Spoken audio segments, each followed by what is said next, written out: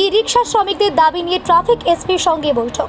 শহরে ই রিক্সা চলাচল নিয়ে তৈরি হওয়া বিভিন্ন সমস্যা ও শ্রমিকদের দাবি দেওয়া নিয়ে এবার ট্রাফিক পুলিশের দ্বারস্থ হলেন ই রিক্সা শ্রমিক সংগঠনের নেতৃবৃন্দ।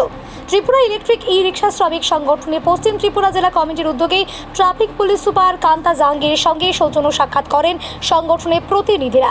সাক্ষাৎকালে ই রিক্সা চালকদের বিভিন্ন সমস্যা, শহরে চলাচলের ক্ষেত্রে বিধিনিষেধ এবং ট্রাফিক সংক্রান্ত নানা বিষয় নিয়ে বিস্তারিত আলোচনা হয়। শ্রমিকদের দাবি ই রিক্সা চালকদের জীবিকা ও যাত্রী পরিষেবার বিষয়টি বিবেচনা করে সমস্যাগুলির সমাধান করা হোক। সংগঠনের পক্ষ থেকে শ্রমিকদের বিভিন্ন দাবি দেওয়া ট্রাফিক এসপির কাছে তুলে ধরা হয়। এই সাক্ষাতে উপস্থিত ছিলেন ত্রিপুরা ইলেকট্রিক ই রিক্সা শ্রমিক সংঘের পশ্চিম জেলার সভাপতি গোবিন্দ সরকার, লিচুবাগান শাখার সম্পাদক অমল গোপ, খোকন ঘোষ সহ সংগঠনের অন্যান্য নেতৃবৃন্দ। শহরের যানজট নিয়ন্ত্রণের পাশাপাশি ই রিক্সা শ্রমিকদের সমস্যারও সমাধান হবে, এমনটাই প্রত্যাশা শ্রমিক সংগঠনের। আমাদের আগরতলা শহরে আমাদের বিভিন্ন জায়গায় যেমন Ashramchouni, motor stand, circuit house, north gate, এই সমস্ত জায়গাগুলিতে ট্রাফিক এসেন্সিয়াল কাজের জন্য কিছু গাড়ি নিয়ে যারা প্রবেশ করছে তাদেরকে পর্যন্ত বিনা কারণে কোনো বিনা চেকিংয়ের মাধ্যমেই তাদেরকে হয়রানি করা হচ্ছে। তারই প্রতিবাদে আজকে আমরা এসপি ম্যাডামের সাথে সাক্ষাৎ করেছি। কারণ আপনারা সবাই জানেন 2025 সালের 19শে জুন আমাদের রাজ্যের পরিবহন মন্ত্রী শ্রী সুশান্ত চৌধুরী সেক্রেটারিয়েটে একটা উচ্চ পর্যায়ের মিটিং করেছিল। সেখানে আমাদের সিদ্ধান্ত হয়েছিল যে আমাদের নরসিংগড় এবং বামটিয়া, কালীবাজার, শিবনা, মোহনপুর ওই সমস্ত যে গাড়িগুলি আসবে সেটা সার্কিট হাউস পর্যন্ত তারা আসতে পারবে। তারপর আমরা সংগঠনের থেকে দাবি করার পর সেটা রাধানগর পর্যন্ত করা হয়েছে। ড্রপ করে তারা আবার ওইদিকে চলে যাবে। কিন্তু এই জায়গাতে আসার প্রতি আপনার শালবাগান এবং আমাদের যে সার্কিট হাউসের ওইখানে ওদেরকে আসার সময় ওদেরকে ফাইন করা হচ্ছে, বিভিন্নভাবে ট্রাফিক পুলিশের দ্বারা হয়রানি করা হচ্ছে।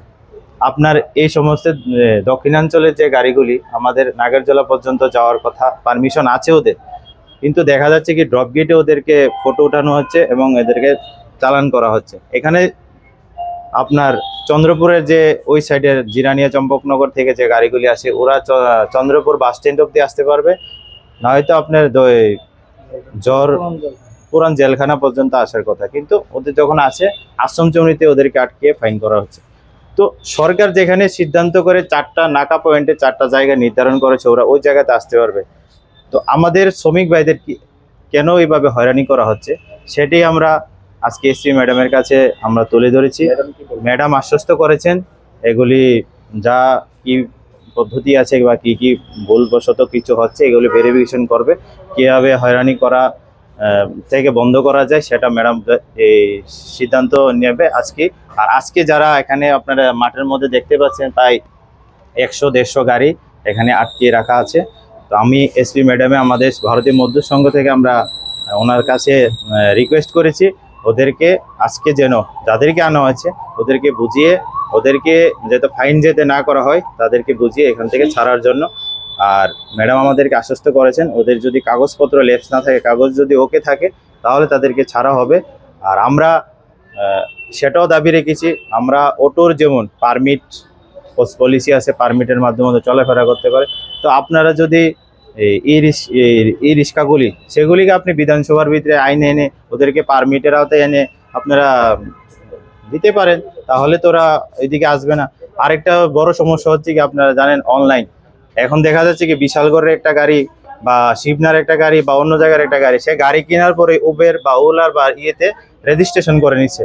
তো আমরা রিকোয়েস্ট করেছি এসপি ম্যাডামরে যে উবের অথরিটি বা যারা আছে তাদেরকে ওনার মাধ্যমে জানানোর জন্য যে ওই আমাদের পশ্চিম জেলা থেকে যে অন্য ডিস্ট্রিক্টের গাড়িগুলি বা অন্য জায়গা জিরানি, মোহনপুরে যারা রেজিস্ট্রেশন করেছে তাদেরকে রেজিস্ট্রেশন থেকে সরানোর জন্য।